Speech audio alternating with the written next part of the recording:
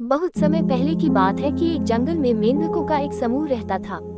एक दिन सभी मेंढकों ने ये तय किया कि आज हम पूरे जंगल की यात्रा करते हैं। सभी मेंढक यात्रा करने के लिए तैयार हो गए। इसके बाद यात्रा करते हुए समूह में से दो मेंढक गहरे गड्ढे में गिर जाते हैं, जिसके बाद दोनों मेंढक बाहर निकलने का काफी प्रयास करते हैं, लेकिन दोनों में से कोई भी बाहर नहीं निकल पाता। ये सब देखकर गड्ढे के बाहर उन दोनों मेंढकों के साथी तेज आवाज में चिल्ला रहे थे और आपस में बात करते हुए ये बोल रहे थे कि तुम्हारी कोशिश करना बेकार है। तुम कितनी भी कोशिश कर लो, गड्ढे से बाहर नहीं निकल पाओगे।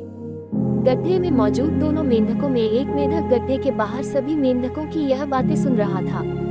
यह बातें सुनकर गड्ढे में मौजूद मेंढक बहुत निराश हुआ और गड्ढे से बाहर निकलने का प्रयास छोड़ दिया और निराश होकर अपने प्राण त्याग दिए।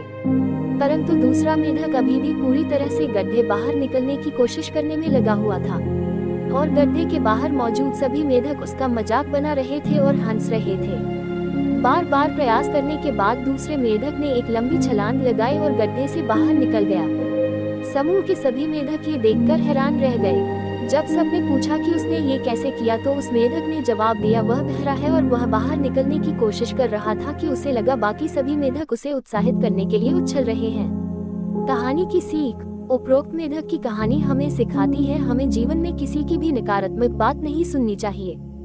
दूसरों की नकारात्मक बातों में ध्यान देने की बजाय अगर हम सकारात्मक सोच के साथ प्रयास करें तो अपने कार्य में सफल हो सकते हैं।